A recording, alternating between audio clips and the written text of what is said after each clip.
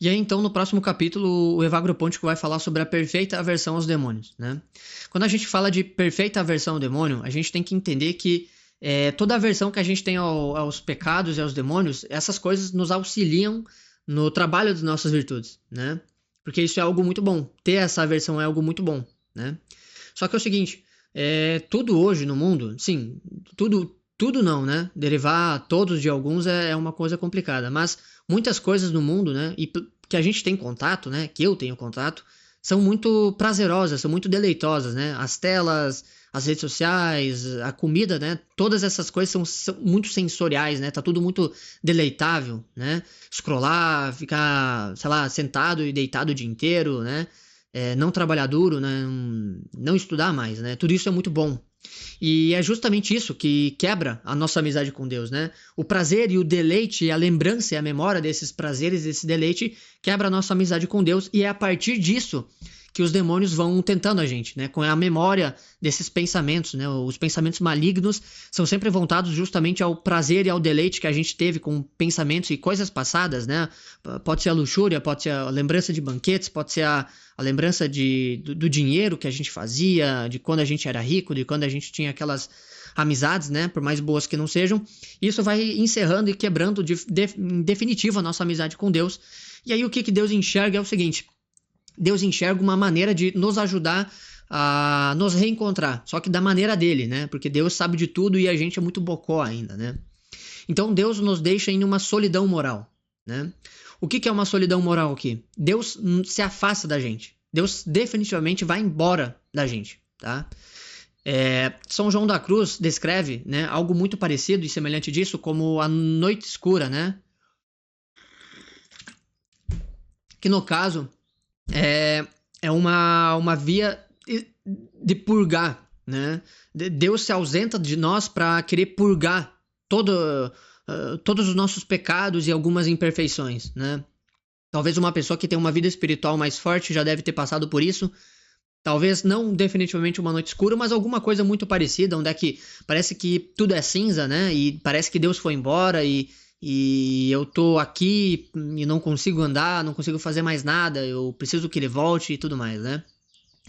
Nesse caso, a solidão moral ela não é uma espécie de noite escura, mas é uma espécie onde é que Deus permite que os demônios nos assombrem com as suas tentações e os seus pensamentos de deleite, de prazer, justamente para a gente tomar vergonha na cara, né? Acho que seria a palavra mais correta e concreta para usar aqui, né? Então, vou dar um exemplo muito prático para vocês, tá? Uma pessoa luxuriosa, né? Ela tem esse problema, Deus ama o pecador, mas não ama o pecado, né? Só que é o seguinte, Deus já está cansado de ver essa pessoa naquele pecado várias vezes. Então Deus se afasta dessa pessoa, né? Só que ele se afasta com o intuito de querer ensinar algo para ela, né? Deus ensina assim, né? Para quem tem olhos de artista, Deus ensina assim, né? Deus sempre fala de alguma maneira, de um jeito meio estranho, que só ele entende. Porque de fato, só ele entende, a gente não entende nada, né? Então Deus se afasta da gente, daquele pecador, para que ele caia em certos buracos e poços mais profundos, né? Por exemplo, o soberbo, né? Que é um pecado diretamente contra Deus, porque o soberbo ele não admite a sua natureza humana, que é inferior à divina. E Deus escreve, né? Deus fala, Deus deixa o soberbo à sua própria conta, para que ele caia no poço mais profundo e a partir dali ele saiba ter humildade de falar, Deus, eu preciso de ajuda, eu admito, eu preciso de ajuda, né? Isso também vale para o luxurioso, né? Quantas vezes a gente não deve ter visto algum noticiário, alguma notícia que fala sobre, por exemplo, uma pessoa que caiu no pecado da prostituição, né? Ou, por exemplo, levou chantagem, né? Porque apareceu num site e aí mostrou a cara e aí a pessoa agora está chantageando. Então, são essas coisas que Deus permite que a gente passe. Deus permite que a gente passe por esses problemas, né? Justamente para que a gente tome vergonha na cara e crie, de fato, essa aversão perfeita aos demônios. Deus permite que a gente passe por situações horríveis, né? Para que a gente crie uma aversão concreta aos demônios. Deus às vezes é capaz de tirar de nós a nossa esposa, os nossos filhos, a nossa namorada, levar embora a nossa honra, o nosso dinheiro. Ele leva tudo. Deus permite que os demônios levem tudo. para que a gente tome vergonha na cara e saiba utilizar dessa queda algo maior, tá? Então, e isso é muito importante porque só aquele que experimenta o mal sabe como é bom fazer o bem, né? Os pais falam bastante alguma coisa bem parecida, né? Eu já tive lá, não é bom que você vá lá, né? Só que como a gente não experimentou isso, e como a gente também é muito bobinho e passional, né? A gente é muito apaixonado ainda pela vida, né? No sentido ruim da coisa, né? A gente vai lá e tem que sofrer. A gente tem que sofrer para saber que é ruim, né? A gente tem que botar a mão na urtiga para saber que dói, para saber que arde, né? Então, a gente tem que sofrer às vezes para que a gente tome, né, essa consciência de que, cara, eu não gostaria mais de estar aqui, né?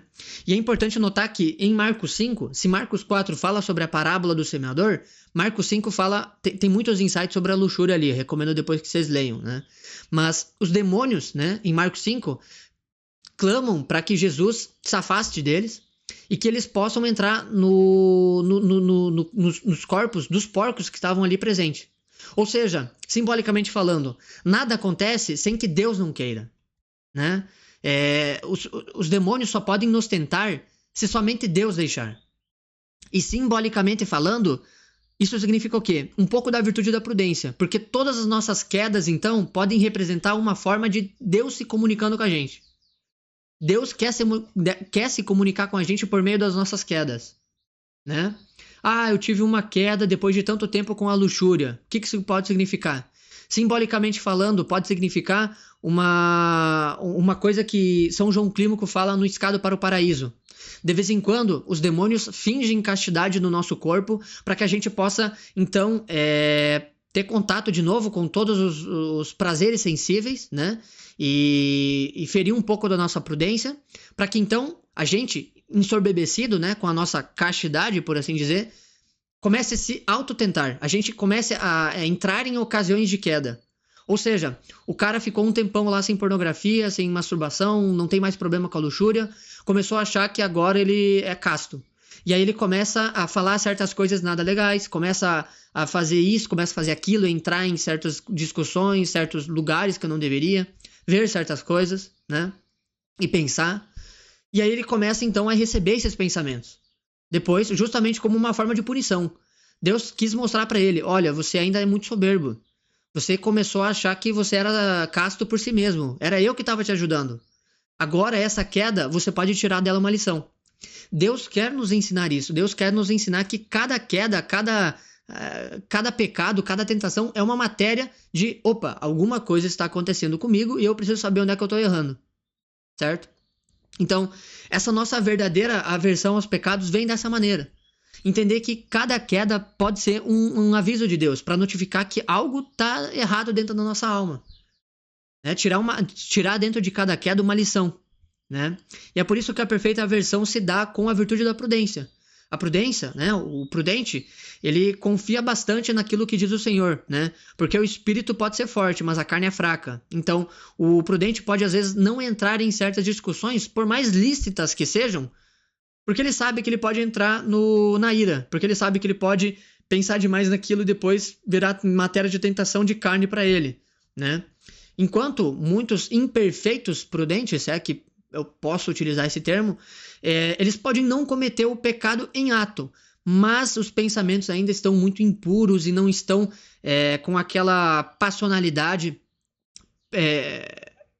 que, no caso é uma impassionabilidade perfeita, né? Porque o amor é somente a Deus, entre aquele ser e Deus, né?